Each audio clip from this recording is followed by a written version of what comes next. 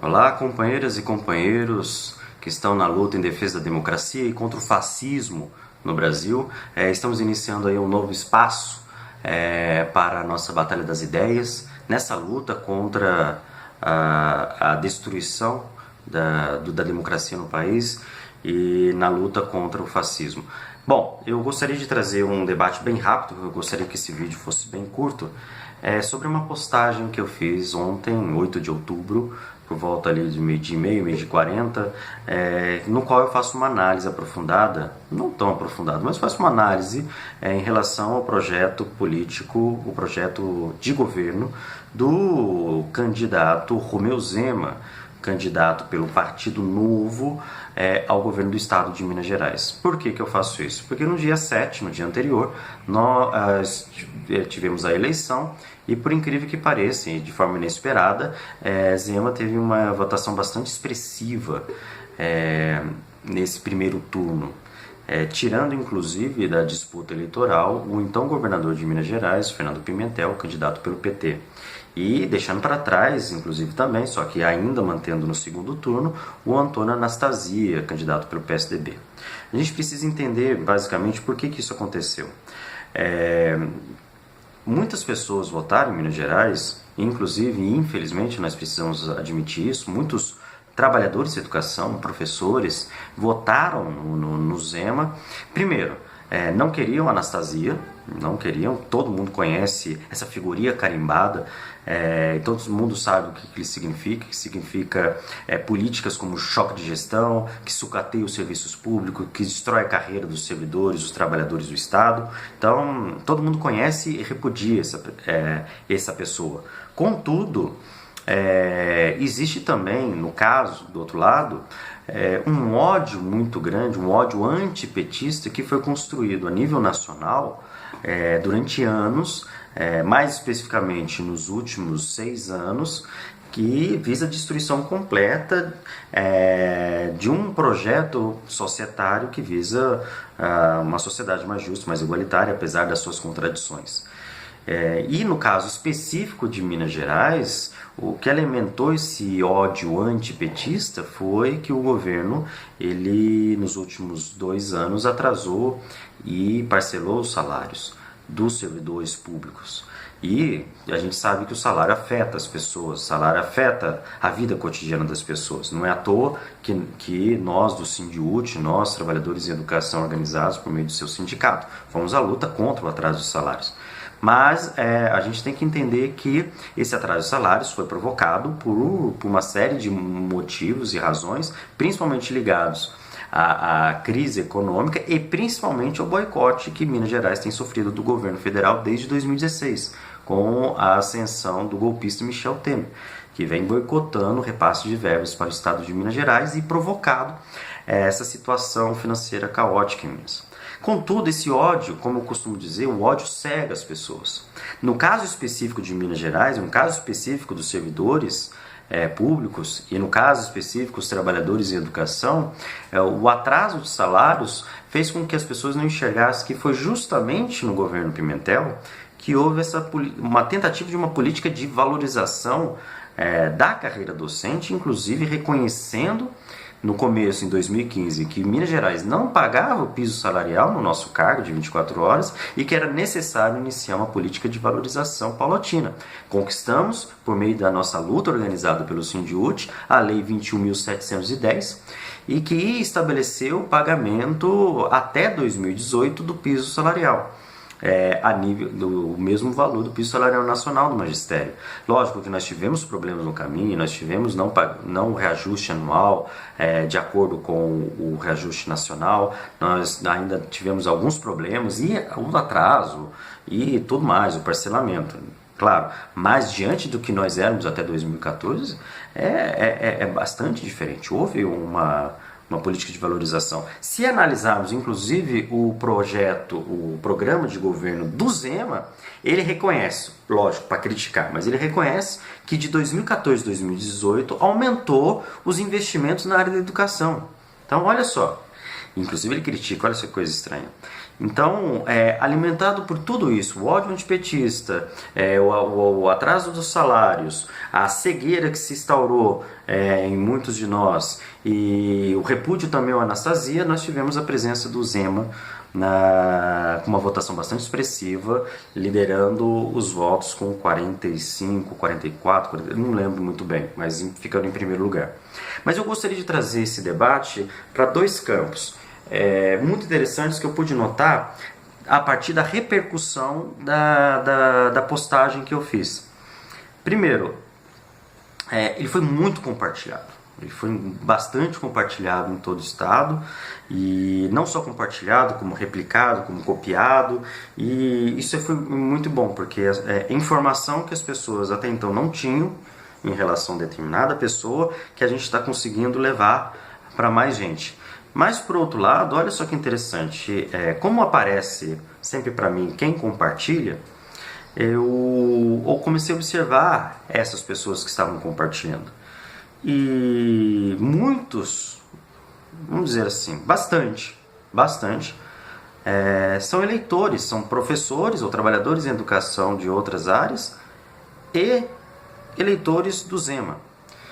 E que inclusive a gente consegue identificar porque muitos não tiraram o avatar do Zema da foto de perfil. Então eu pude perceber ali uma grande preocupação nos comentários que eu pude analisar ali, e uma grande preocupação e, de certa forma, um grande arrependimento. Que as pessoas estão percebendo que, devido ao ódio antipetista e devido à raiva em relação ao atraso dos salários, a pessoa acabou escolhendo algo pior. A pessoa vota querendo o pagamento do salário no 5º dia útil e vai receber a privatização da educação e a destruição da carreira docente. Então as pessoas começaram a perceber isso, eu pude ver isso e analisar isso nos compartilhamentos da postagem, da análise que eu fiz. Por outro lado também, outras pessoas que também me trazem um questionamento muito interessante, começaram a compartilhar também e a replicar. Pessoas que votaram no Bolsonaro. Isso é bastante interessante de analisar. Volto a dizer, a gente consegue identificar porque muitos ainda ainda mantêm o avatar do coiso na foto de perfil. Né? Então, votaram no cara, no sujeito, no fascista, o fascista neoliberal, e compartilharam com preocupação a análise do programa do Zema de uma forma crítica a essa privatização e com muita preocupação. Ótimo que se preocupem. Contudo, esse eleitor não sabe que o seu candidato a presidente promete a mesma coisa. Não podemos esquecer que quem está por detrás do plano econômico do coiso é o Paulo Guedes, do Instituto Milênio. O cara, grande representante do debate das ideias neoliberais e um neoliberalismo rasteiro no país. E o neoliberalismo defende o quê? Privatização, inclusive dos serviços públicos, transformar tudo em mercadoria. Eu pude estar analisando também o programa de governo do Bolsonaro, do coiso, cadastrado no TSE, e na parte de educação, a gente precisa ter um olhar bastante analítico, porque ele não apresenta projeto de fato, ele não apresenta algo, ele não propõe, ele só fala mal e fica apresentando fantasmas. Por exemplo, o fantasma da doutrinação, o fantasma do comunismo, o fantasma do kit gay, isso vale para outro vídeo a gente poder fazer, e não apresenta uma proposta. O pouco que a gente pode ventilar e interpretar entre linhas apresenta já a privatização da educação, seguindo aquele modelo que o Zema deixa claro no seu programa. Então, é uma grande contradição o eleitor do coiso, do BOZO, do Bozó, votar nele, ao mesmo tempo se preocupar com a destruição da educação pública e a educação e a destruição da carreira docente. Isso demonstra o quê? Que as pessoas não estão lendo. Volto a dizer aqui, o ódio que foi implantado na cabeça, que foi colocado pela televisão, pela Globo e com o Supremo, com tudo, né, com como a gente brinca, né?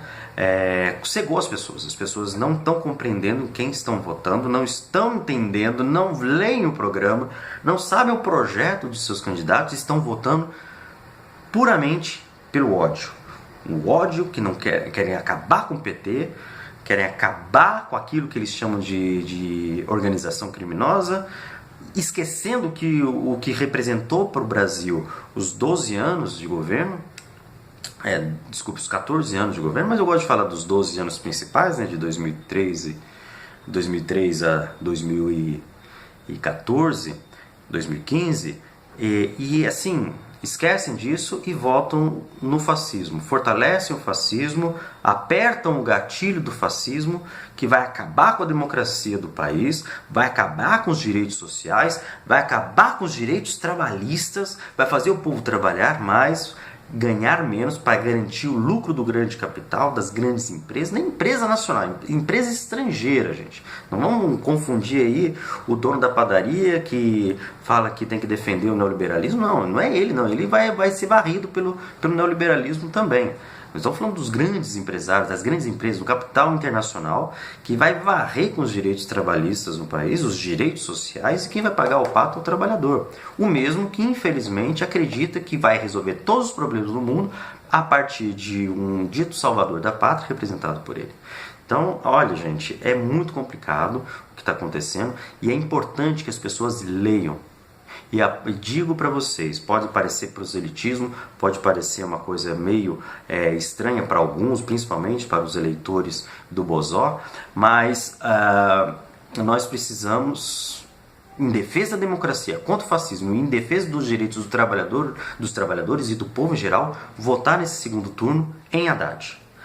Pode haver críticas, inclusive a gente pode ter críticas ao que deu errado nos últimos anos do governo, no que foi o governo Lula, no governo Dilma. Nós podemos apontar críticas, mais críticas construtivas, mas nós precisamos nesse momento barrar o fascismo, barrar essa destruição aos direitos sociais, aos direitos trabalhistas e a destruição do povo enquanto povo.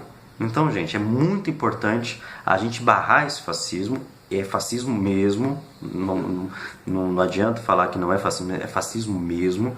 Eleitor indo votar com arma e teclando 17 com o cano da arma, isso para mim é fascismo. Fascismo é assassinarem, como o mestre Moa lá em Salvador, que foi assassinado com 12 facadas, porque declarou voto no Haddad e falou grosso que defende a democracia. Isso é fascismo, então nós precisamos barrar isso. E barrar, para barrar a gente precisa votar no Haddad, número 13, na Manuela, número 13, e é um dever cívico, nós precisamos fazer isso. Nós fazemos um chamado importante para que todos participem dessa luta em defesa da democracia e que depois participe da forma mais democrática num debate cotidiano para a gente resolver os problemas, resolver aquilo que o PT errou e para a gente conseguir melhorar.